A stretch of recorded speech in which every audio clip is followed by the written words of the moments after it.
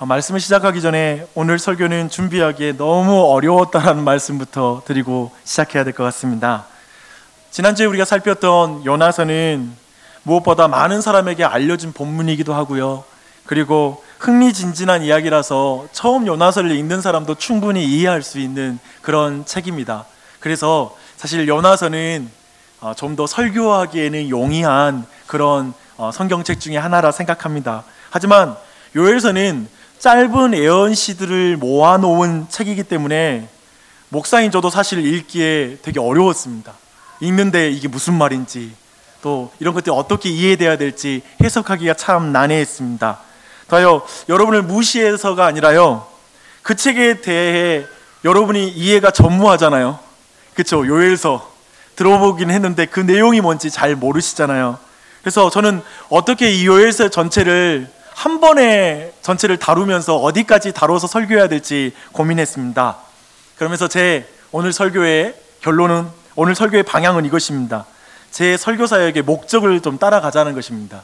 사실 저는 제가 믿는 바 설교는 회중들로 하여금 성경을 읽게 하는 게 목적입니다. 그래서 저는 제 설교가 마쳤을 때 여러분이 오늘 요엘서 다시 한번 읽어봐야 되겠는데? 라는 마음을 갖는다라면 저는 제 설교가 매우 성공적으로 이루어졌다라고 그렇게 생각할 것 같습니다. 그래서 저는 오늘 요엘서 개관을 시도하려고 합니다. 이제 전체는 아니고요, 2장까지 내용을 다룰 텐데요. 그래서 설교의 결론에 도착하면 아마도 요엘서에서 가장 유명한 말씀 구절이 있거든요. 2장 28절로 29절 말씀입니다. 아마 그 내용이 어떤 의미인지 여러분은 정확하게 이해하게 될 것입니다. 한번 2장 28절 29절 말씀 함께 읽어보겠습니다. 시작. 그 후에 내가 내 영을 만민에게 부어주리니 너희 자녀들이 장래일을 말할 것이며 너희 늙은이는 꿈을 꾸며 너희 젊은이는 이상을 볼 것이며 그때 내가 또 내 영을 남종과 여종에게 부어줄 것이며. 아멘. 이게 찬양으로도 있잖아요.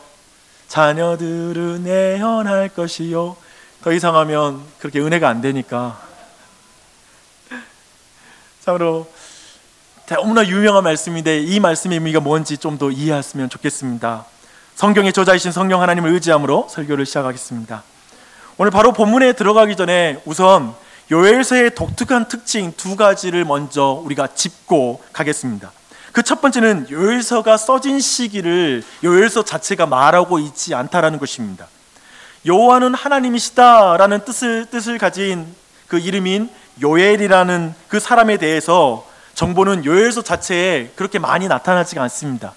부두엘의 아들이다라는 그 정보는 주어지고 있는데요, 그가 활동한 시기가 어떤 시기였는지를 직접적으로 말해주는 부분이 전혀 나타나지 않습니다. 예를 들어 선지서들 대부분 있잖아요. 선지자가 활동할 때 그 시대의 통치자의 이름을 함께 기록해서 그 시대 배경을 통하여 본문을 이해하게 이렇게 구성되어 있습니다. 하지만 요엘서에는 통치자의 이름, 왕의 이름이 전혀 등장하지가 않습니다. 하지만 그 대부분의 또 많은 학자들이 요엘서가 써진 시기는 바벨론에서 돌아온 이후에 에스라 느헤미야의 시대일 것이다 라고 이렇게 짐작을 합니다. 사실 그 근거는 굉장히 분명히 여러 가지로 있거든요. 하지만 어제 혹시 여러분들이 교회 전체에 발송된 가스펠 프로젝트 영상을 본 사람은 써진 시기가 유다 시대로 나옵니다. 사실 매우 논쟁적인 부분입니다. 왜냐하면 명확하게 말하고 있지 않으니까요. 그런 의미에서 시대를 확정짓지 않은데 가는 대로 그대로 두는 것이 훨씬 나은 것 같습니다. 왜냐하면 성경이 시점을 기록하지 않았다면 시점과 상관없이 해석할 수 있다는 말인 것입니다. 그래서 시점, 도리어 오늘 우리의 본문을 볼 때 굳이 시대 배경을 따지지 않아도 오늘 본문은 모든 시대에, 그리고 모든 세대에게 주어진 말씀이란 것을 우리는 먼저 기억하면서 오늘 말씀에 접근해 들어갈 수 있습니다. 그 근거를 볼 때 1장 2절 3절 한번 말씀 보세요. 늙은 자들아 너희는 이것을 들을지어다. 땅의 모든 주민들아 너희는 귀를 기울일지어다. 너희의 날에나 너희 조상들의 날에 이런 일이 있었느냐? 너희는 이 일을 너희 자녀에게 말하고 너희 자녀는 자기 자녀에게 말하고 그 자녀는 후세에 말할 것이니라. 이 말이 무슨 말입니까? 이 말씀은 모든 세대에게 해당되는 말이다, 모든 사람에게 해당되는 말이다 라는 말이죠. 그래서 요엘의 메시지는 쉽게 말하면 시대 배경 굳이 따지지 않아도 모두 이해할 수 있다라는 말입니다. 주 안에 사랑하는 여러분, 모든 성경이 사실 그렇습니다. 그리고 매번 설교할 때마다 저는 여러분에게 강조해서 말씀드립니다. 오늘도 요엘서를 통해서 모든 시대를 초월한 하나님의 말씀을 듣는 은혜가 있길 바랍니다. 그리고 여러분이 오늘 들은 하나님의 말씀을 여러분의 자녀에게 전해주는 은혜가 있길 바랍니다. 지금 그걸 요구하고 있는 거예요. 요엘서의 두 번째 특징은 요엘이 많은 선지자들의 말씀을 인용하고 있다는 것입니다. 그래서 이사야, 에스겔, 나훔, 스바냐, 오바댜, 말라기, 심지어 출애굽까지 인용합니다. 저는 오늘 출애굽기를 중심으로 오늘 말씀을 해석할 거예요. 그래서 요엘 선지자는 단순히 사실 성경에 대한 지식이 그냥 많은 사람이다, 그거 자랑하려고 여러 구절을 가져온 게 아닙니다. 사실 요엘은 성경에 매우 집중해 있던 사람이었습니다. 도대체 왜 이렇게 요엘은 성경에 집중한 사람이 되었을까요?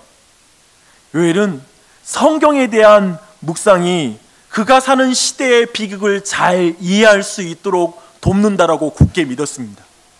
그가 살고 있는 시대의 모든 현상이 그저 아무런 의미 없는 사건의 연속이 아니라 과거에 하나님이 하셨던 말씀, 과거의 사건과 연결된다는 것, 하나님의 말씀과 연결된다는 감각이 요엘은 특별했던 것입니다. 또한 아무리 빛 한 점 없는 칠흑과 같이 어두운 시대일지라도 그 가운데 희망이 있다라는 것, 희망을 볼 수 있는 것이 오직 말씀에 있다라는 걸 요엘은 믿고 있었습니다. 그렇기 때문에 그는 철저하게 말씀에 집중합니다. 사랑하는 여러분, 한 개인의 비극과 우리 시대의 비극을 잘 이해하려면 성경에 집중해야 됩니다. 아멘이십니까? 여러분의 인생과 삶의 모든 사건을 정확하게 이해하고 그 사건 속에서 어떠한 비극일지라도 그 가운데 하나님의 희망을 보려면 성경에 집중해야 됩니다. 말씀에 집중해야 됩니다. 말씀을 우리의 삶을 해석해야 됩니다.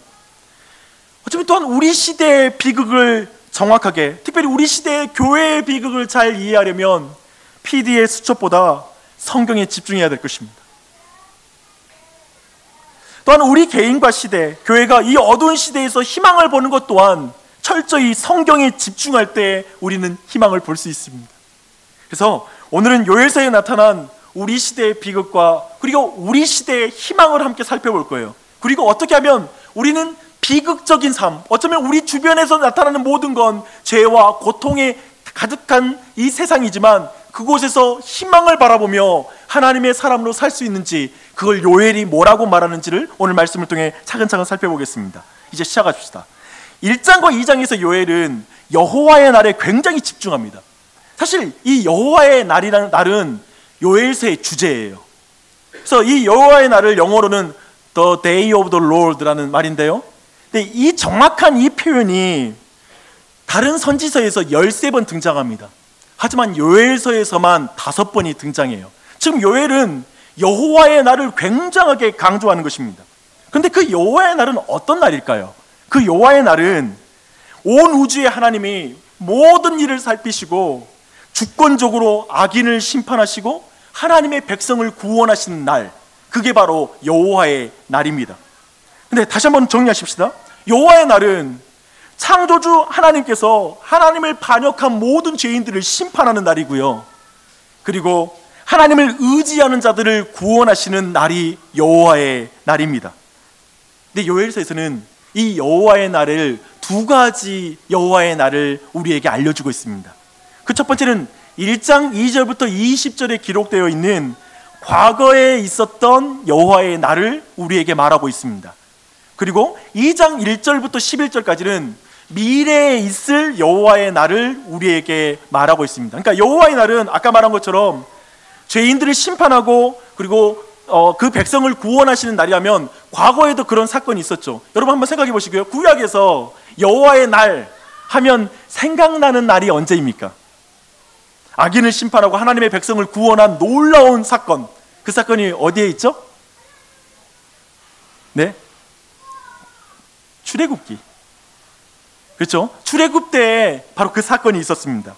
특별히 애굽을 나오기 전에 10가지 재앙을 통해서 하나님께서는 애굽을 심판하시고 이스라엘 백성을 구원하셨습니다. 그것이 여호와의 날입니다.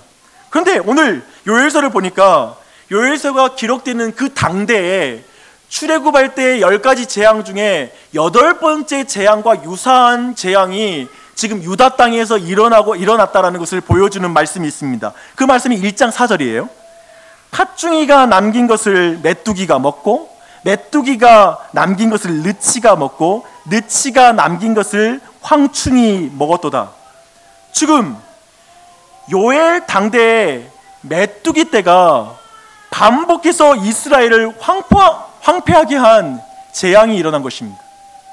그런데 요엘은 그 사건이 그저 생태학적으로 기후의 변화로 인하여 메뚜기 떼가 급격하게 증가되어서 자연적으로 그 가운데 일어난 자연재해 수준으로 해석하는 게 아니에요.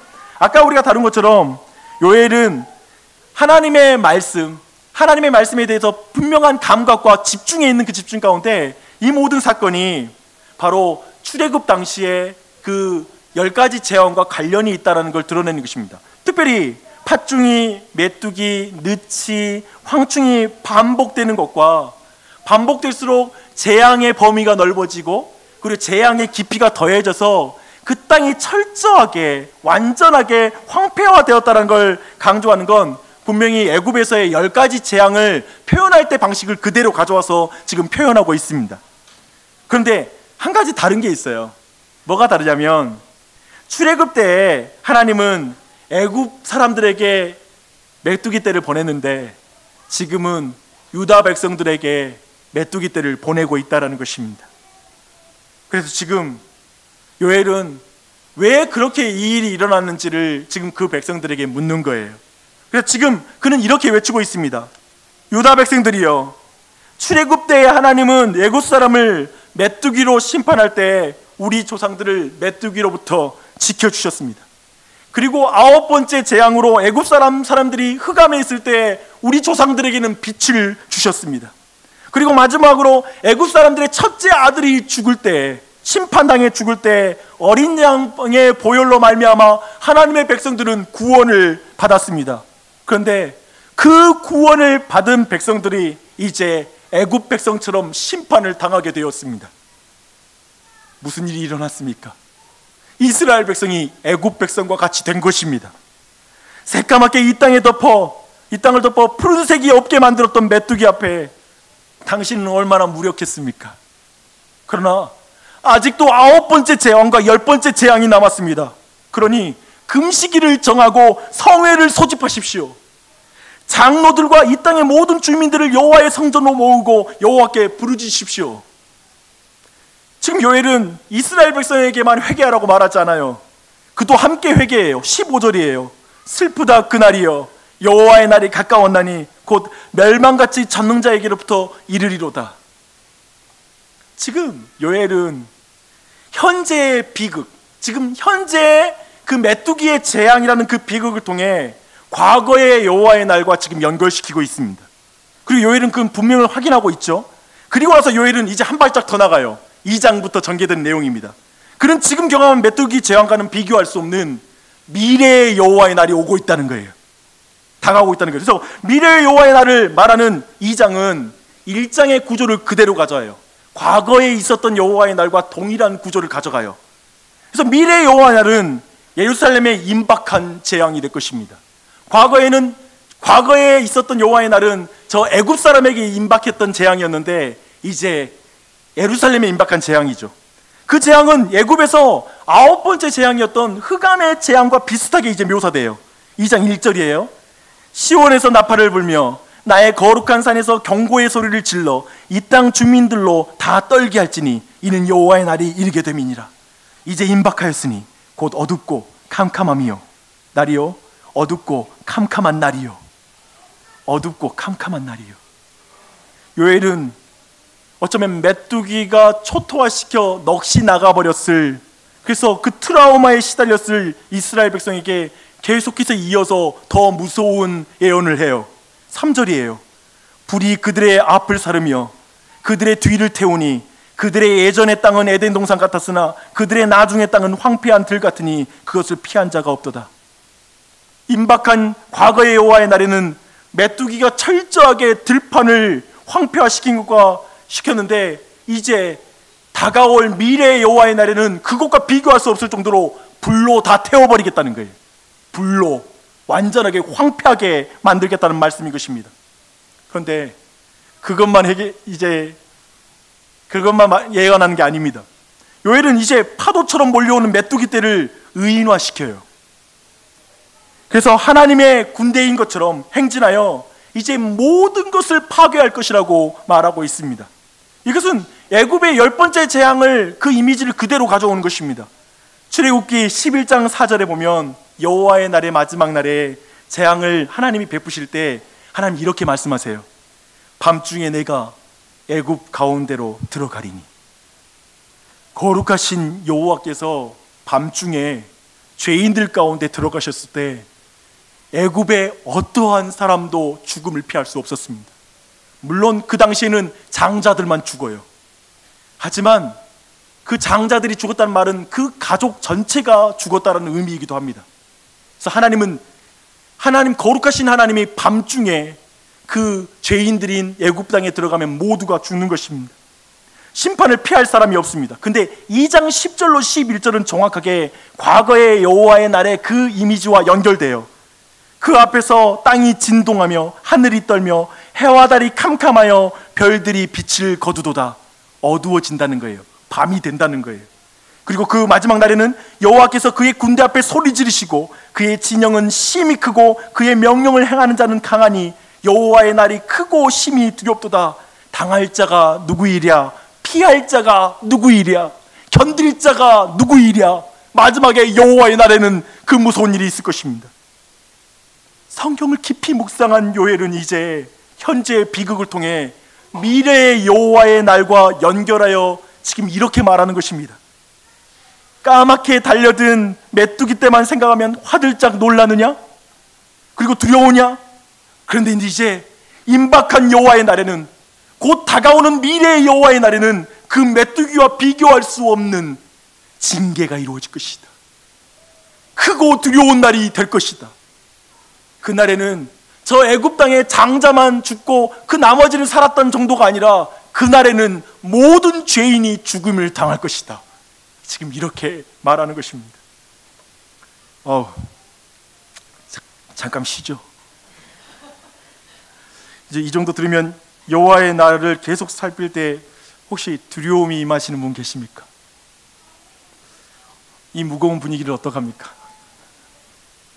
하지만 지금 요엘서가 전달하고 싶은 건 그거예요. 여호와의 날의 무게는 지금 여러분이 느끼는, 이런 메시지를 들으면 여러분이 느끼는 그 부담. 나 오늘 교회 처음 왔는데 이 교회 왜 이래? 오늘 갑자기 이렇게 무서운 이야기만 쏟아져. 좋은 이야기 하기에도 아까운 시간에 라고 하는 그 마음 가운데 있을 수 있는데요, 제가 믿는 게, 그리고 요엘서의 말은 이거예요. 주님의 날에 그 심판의 무거움을 느끼는 것보다 지금 느끼는 게 좋습니다. 아멘이십니까? 그리고 지금 이 말씀이 간절한 건 우리가 그 심판의 무거움을 느끼고 어서 돌이키라고 하나님이 초대하기 때문에 그렇습니다. 잠시 지금까지 살핀 내용이 우리에게 어떤 의미를 주는지 잠시 여러분 생각해보고 이 다음으로 넘어갔으면 좋겠습니다. 우리 시대의 메뚜기 떼는 무엇입니까? 이보다 먼저 여러분에게 묻습니다. 여러분의 메뚜기 떼는 무엇입니까? 우리 모두 다시 생각하기 싫은 메뚜기 떼의 기억이 있지 않습니까? 아마 누군가는 우리는 한 번쯤은 메뚜기 떼와 같은, 그래서 가장 친밀했던 사람들과 관계가 깨졌는데 경제적으로 어려운 일이 닥쳤던 경험이 있겠죠. 아니, 그 반대도 있죠. 경제적으로 힘든 일이 닥쳤는데 너무 사랑하는 사람들과 관계까지 다 깨져버렸던 경험. 그런데 그곳으로 멈추지 않고 사랑하는 아이가 병으로 앓아 누우는 거예요. 고난은 설상가상, 엎친데 덮친데 격으로 정말 고난은 거대한 지우개인 것처럼 우리의 남은 소망을 하나씩 지워갔던 경험. 내가 그래도 이것만큼 붙잡고 싶었는데 그것마저도 포기하라고 말한 듯이 하나님이 나를 닥달하듯이 하나하나 지웠던 경험을 우리는 했을 것입니다. 그렇게 옴짝달싹할 수 못할 정도로 코너에 몰린 경험이 우리도 인생 가운데 있었겠죠. 그런 인생에 메뚜기 떼를 경험한 사람은 또 그런 일을 당할까 너무 두려워요. 나에게 그 메뚜기 떼, 과거에 경험했던 그 메뚜기 떼가 없었으면 좋겠어요. 팥중이, 메뚜기, 느치, 황충과 같은 고통스러운 사건, 사고, 그것들이 거듭해서 닥치고 열심히 수고한 모든 결과가 순식간에 무너질 것 같은 두려움이 우리에게 있을 수 있습니다. 어쩌면 지금이 여러분에게는 여러 가지로 힘든 메뚜기 떼를 만난 인생일 수 있어요. 한 번 실수로 이제까지 쌓아놓은 신뢰를 잃을 것 같은 두려움이 있는 사람들도 있고요. 어느 날 생각 못할 사고를 당해서 장애를 입어 고통을 당하지 않을까? 그때는 내 자녀들은 어떡하지? 라는 그런 두려움이 순간순간 스쳐 지나갈 수 있습니다. 우리 모두 상상하기는 싫으나 찾아올 수 있는 그런 메뚜기 떼, 그런 현실의 고통이 우리 모두에게 있을 것입니다. 다행히 이번에는 메뚜기 떼가 옆 사람에게 갔네요. 아유, 다행이다. 나한테 저 일이 닥쳤으면 큰일 날 뻔했네 라고 한 적도 있겠죠. 지금까지 내 인생에 그렇게 힘든 메뚜기 떼는 없었던 것 같아요. 그래도 어느 정도 내 인생 내가 잘 관리하면서 왔습니다. 저는 인생을 어느 정도 관리하기만 하면 큰 문제는 없다고 생각합니다 라고 생각하는 사람도 있겠죠. 그러나 어쩌면 이 시대는 비정규직의 문제, 세계적인 경제 불황, 부동산 폭락, 건강, 어쩌면 내가 손쓸 방법이 없는 그런 변수들이 너무나 많은 세상인 것 같습니다. 상상해 보세요. 메뚜기 떼가 새까맣게 밀려올 때 이제까지 힘써 농사를 지은 그 농부들이 그 메뚜기 떼 앞에서 느끼는 그 무력함, 아니 저 새까만 그 메뚜기 떼만큼 내 눈앞이 새까매지고 이제 이것이 없으면 내 자식들은 굶어 죽는데 라는 그 두려움이 밀려오는 순간, 그래서 지금 여기가 지옥인 것 같아요. 하나님이 나를 심판하는 것 같고 나를 사랑하지 않는 것 같은 메뚜기 떼의 연속을 만날 때가 있어요. 그런데요, 요엘은 우리가 두려워하는 그 인생의 메뚜기 떼와 비교할 수 없는 여호와의 날이 올 거라고 말하고 있습니다. 그때는 공무원도 피해갈 수 없는 여호와의 날이 온대요. 요엘은 우리의 인생에서 오고 가는 비극, 현재 우리 모두가 경험하는 비극에서 우리 모두에게 여호와께 돌아와라, 여호와께 돌아와라, 지금 미래의 여호와의 날이 오고 있다, 여호와께 돌아와라, 하나님을 의지하라고 우리를 초대하고 있습니다. 모든 상황 속에서, 모든 시련 속에서 사랑을 베푸실 신실하신 하나님을 의지하라고, 그분을 붙잡아야 된다고, 그대로 메뚜기 떼 가운데 있으면 안 된다고, 또 닥칠지 모르는 두려움 가운데 그 자리에 머물러 있어서 안 된다고, 안전한 하나님께 돌아오라고 우리를 초대하고 있습니다. 이렇게 요엘은 현재의 고통을 과거의 구원 역사를 기억하게 만드는 대로 연결하는 신학자예요. 그리고 그저 이 선지자는 현재의 사건이 그대로 머물러 있는 게 아니라 이 고통을 통해 미래에 당할 진짜 고통을 상상하게 만들어요. 그리고 확신하게 만들어요. 이해시켜요. 그것을 통해 그 백성을 지금 하나님께 나아오게 만드는 거예요. 이게 목적이에요. 예언은 미래를 위한 예언이 아니라 지금을 위한 예언이에요. 성경의 예언의 특징이에요. 성경의 예언은 지금 우리를 돌이키기 위해서 미래를 말하는 거예요. 심판받는 자리에서 우리 모두를 구원받는 자리로 초대하고 계십니다. 비극에서 소망으로 나아가게 하십니다. 근데 그 비극에서 소망으로 나아가게 하는 방법을 요엘서 2장 12절로 13절은 이렇게 말합니다. 너희는 이제라도 금식하고, 너희들은 이제라도, 늦지 않았다, 늦지 않았다, 이제라도 금식해라. 아니 지금 늦은 시간이 아니다. 이제라도 금식하고 울며 애통하고 마음을 다하여 내게 돌아와라 라고 말씀하십니다. 지금 이 말씀은 우리 모두에게 하시는 말씀입니다. 내게 돌아오라. 여러분은 어떤 부분에서 떠나 있습니까? 너희는 옷을 찢지 말고 마음을 찢고 너희 하나님 여호와께로 돌아올지어다. 요엘은 지금 회개만이 이 재앙에서 벗어날 수 있는 유일한 방법이라고 말하고 있습니다. 메뚜기 떼로부터, 그리고 메뚜기 떼의 공포로부터 오직 우리를 건지는 것은, 그리고 어쩌면 우리 인생 가운데 잘 피해 나갈 수 있어요. 여러분이 죽을 때까지 어쩌면 여러분이 관리 잘해가지고 어느 정도 다 메뚜기 떼를 피할 수 있어요. 그런데 마지막 여호와의 날에 그 심판 앞에서는 아무도 피해갈 수 없을 거예요. 근데 지금 요엘이 말하는 건 그 재앙으로부터 우리가 벗어날 수 있는 유일한 방법은 회개라고 말하고 있습니다.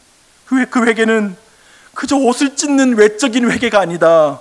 그저 교회당만 왔다 갔다 하는 외적인 그런 모습이 아니다.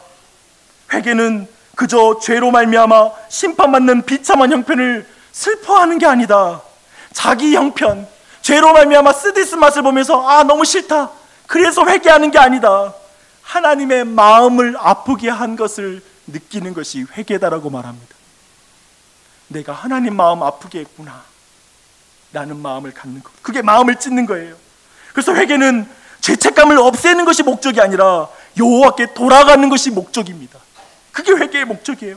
회개는 내가 지은 죄의 목록을 나열해가지고 그것을 다 나열해야지만이 내가 용서받는 것을 느낄 것 같은 것이 회개가 아니라, 하나님, 나 하나님과 함께하고 싶어요, 나 하나님과 함께하고 싶어요 라고 말하는 게 회개예요. 하나님과 떨어져 있는 게 너무 싫어요 라는 게 회개예요. 그래서 이제 나 주님의 기쁨 되고 싶어요, 나 주님의 기쁨 되고 싶어요 라는 고백이 마음으로부터, 마음이 찢어서 그분의 기쁨이 되고 싶다, 내 중심적인 신앙이 아니라 그분의 기쁨이 되고 싶다라고 말하는 게 진정한 회개예요. 이제 이스라엘 백성이 심판에서 구원에 나아가는 것은, 그 유일한 방법은 하나님으로부터 떠난 저를 용서해 주세요, 이제 돌아오라는 아버지께 돌아가고 싶어요, 도와주세요, 이제 하나님과 함께하고 싶어요 라고 말하는 게 회개입니다. 마음을 찢는 회개입니다.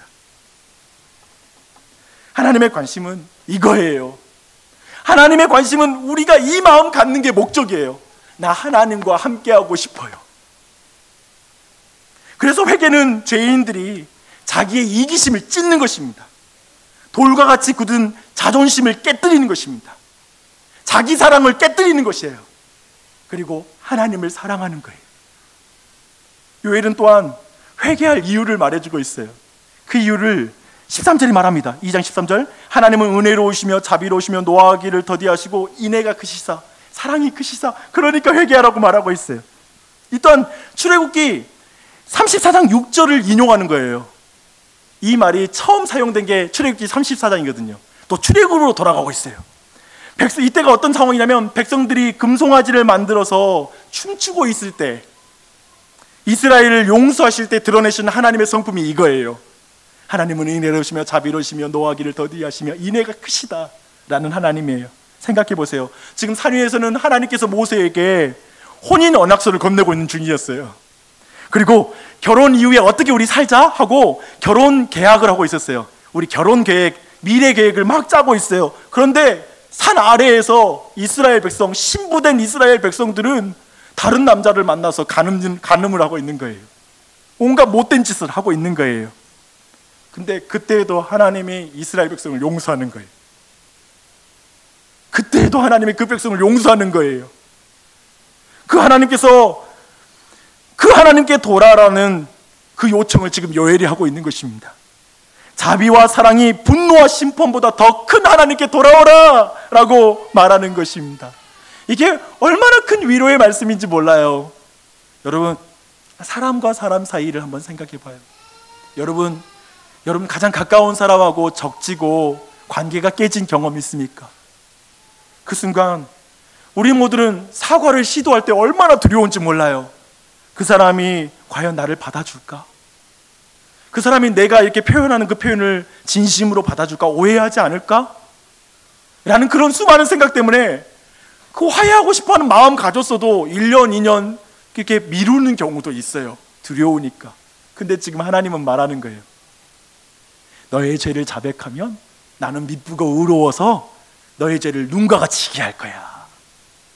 난 은혜롭고 노하기를 더디하고 그리고 자비롭고 내가 인애가 크단다, 사랑이 크단다, 헤세드의 사랑을 가지고 있단다 라고 말하는 거예요.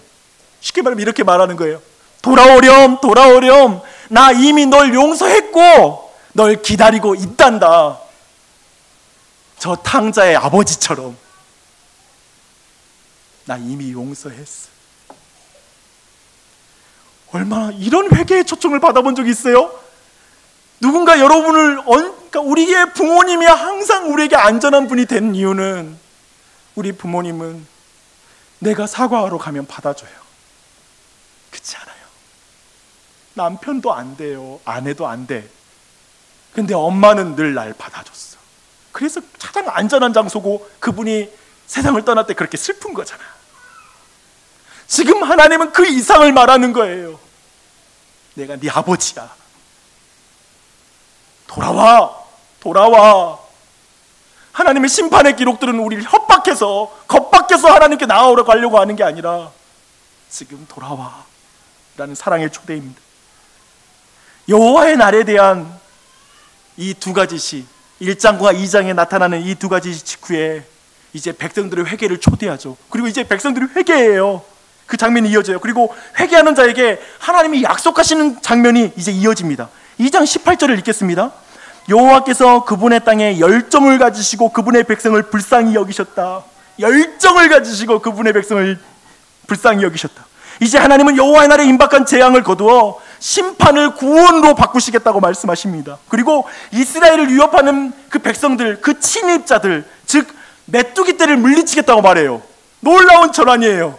지금 유다 땅에 메뚜기 떼로 심판하신 하나님이 이제 이방의 메뚜기 떼들로부터 너를 보호하겠다라고 말해요. 이제 다시 애굽에 출애굽할 때의 관계가 회복된 거예요. 그리고 하나님은 황폐한 땅을 회복시키시고 이전과 같은 풍요로운 삶을 회복시키겠다고 계속해서 약속하십니다. 그리고 이제 마지막으로 그가 그리고 살아서 역사하시는 여호와의 신을 보내셔서 모두와 함께 하실 거라고 말씀하십니다. 여호와의 성령을 보내셔서 모두와 함께 할 거라고 말합니다.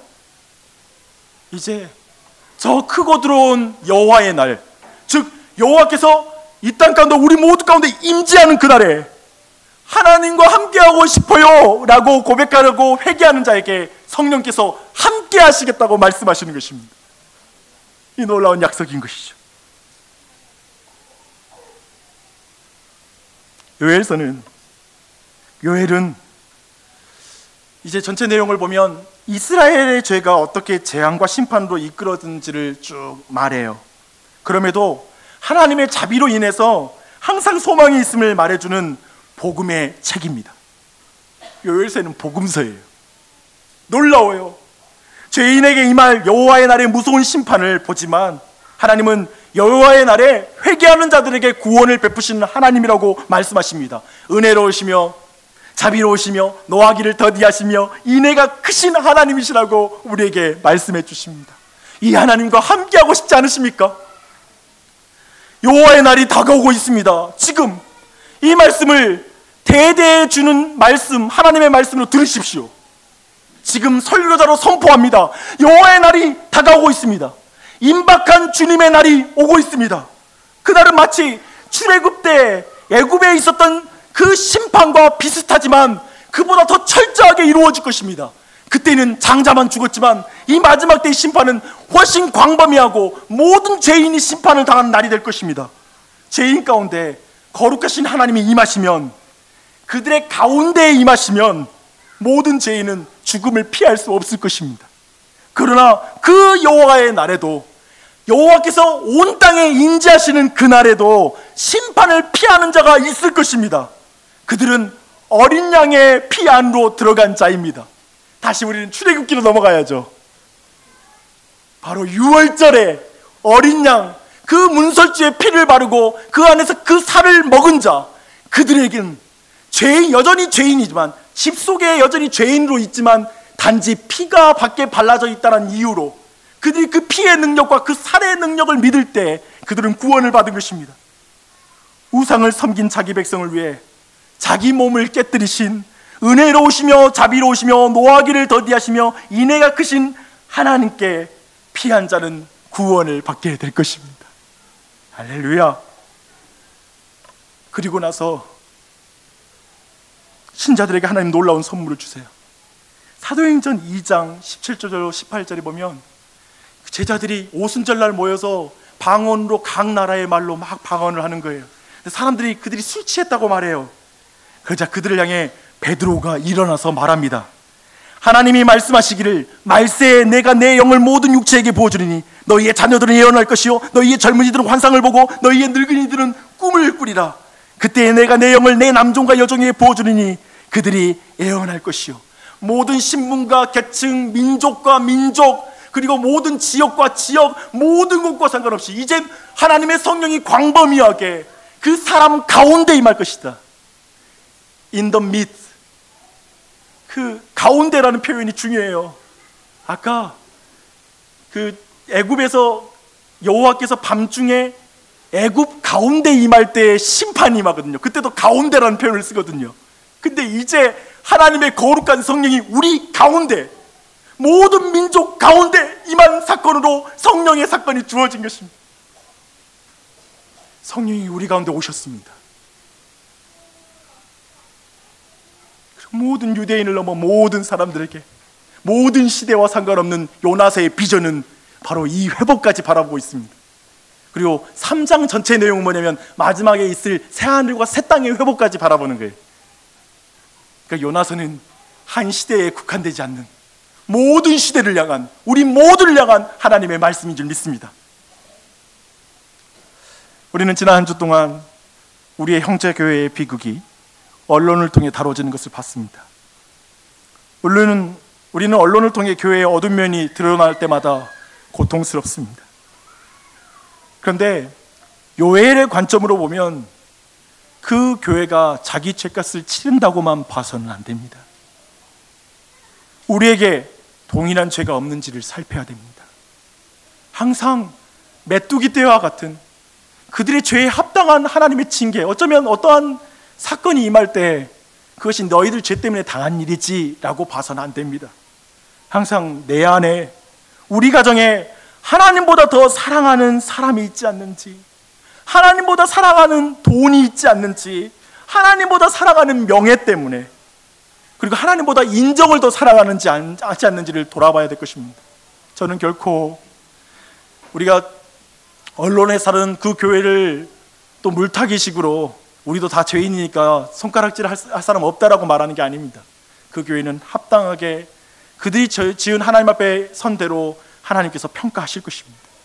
근데 내가 말하고 싶은 건 단지 그것이 그 자연적으로 다른 사람에게 있는 사회적 현상이 아니라 하나님의 말씀 안에서 자신을 보는 기회로 삼아야 됩니다. 요엘은 시대의 비극을 성경과 연결시켜 이해합니다. 한국교회의 비극은 하나님을 떠났기 때문에 그렇습니다. 하나님을 떠나니까 교회의 주인이 사람이 됩니다. 이렇게 생각하면 이게 우리 이야기가 돼요. 하나님으로 만족하지 못하니까 목회자든 신자들이든 돈에 사로잡히고 돈의 노예가 되는 것입니다. 기억하십시오. 여러분은 하나님만으로 만족합니까? 이렇게 말하면, 여러분은 그 목사님처럼 돈을 밝힙니까? 그러면 아니요, 저는 안 밝혀요 라고 말할 거예요. 그러나 질문을 바꿔볼게요. 여러분은 하나님만으로 만족합니까? 라고 말한다면 이 내용은 여러분의 이야기가 될 것입니다. 그렇게 이해하면 그저 사회 현상에 지나지 않는 일입니다. 다른 교회에 일어나는 일이라고 무시할 수 없습니다. 내가 비난하는 사람에게 일어나는 일이 이제 자신과 연결이 될 것입니다. 자신의 고통이 이제 해석될 것입니다. 자신의 문제가 이해될 것입니다. 그리고 자신의 비극이 이해될 때 이제 그 비극이 소망으로 바뀌는 방법으로 나아가야 합니다. 지금의 언론에 드러나는 건 아무것도 아니에요. 만약 내 내면을 영상으로 상영한다면 더 추악한 영상이 상영될 거예요. 이런 시대의 비극을, 우리의 비극을 소망으로 옮기는 유일한 방법이 있습니다. 회개하십시오. 여호와께 돌아오십시오. 여호와께 돌아오십시오. 여호와와 함께 하십시오. 선하신 주님께 돌아오십시오. 그분은 당신을 용서하고 기다리고 계십니다. 마음을 찢는 회개를 하십시오. 옷을 찢지 말고 마음을 찢고 돌이키십시오. 여러분의 인생에 메뚜기 떼가 있을지라도 하나님과 함께 하기를 결정하십시오. 하나님께로 돌이키십시오. 2장 32절을 읽고 말씀을 마무리합니다. 누구든지 여호와의 이름을 부르는 자는 구원을 얻으리니 이는 나 여호와의 말대로 시온산과 예루살렘에서 피할 자가 있을 것이며 남은 자 중에 나 여호와의 이름을 받을 자가 있을 것입니다. 아멘.